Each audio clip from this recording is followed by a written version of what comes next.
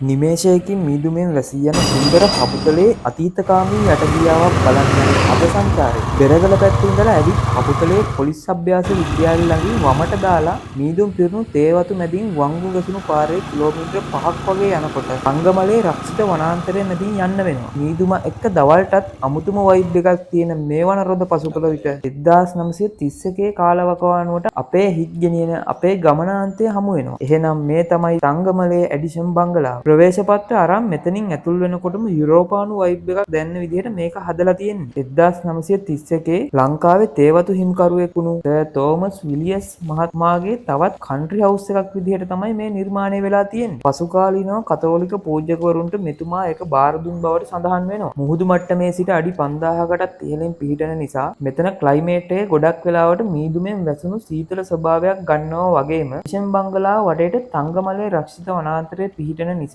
මෙතන බයෝඩයිවර්සිටි එක ඉතා සුවිශේෂී බව කියන්නම ඕනි. ඒ වගේම සංචාරකයන් සඳහා විවෘතව තිබුණත් අදටත් මෙතන පූජකවරුන්ගේ යාඥා භාවනා වලට භාවිත වෙන තැනක් නිසා එන ඔයා මේ තැන නිහඬ බව රකිමින් මේ සෝබා දහමේ හුස්ම ගන්න කියලා මතක් කරනවා. එහෙනම් ඉතින් තවත් අපේ රටේ මේ වගේ සුන්දර ස්ථානයකින් හමු වෙමු.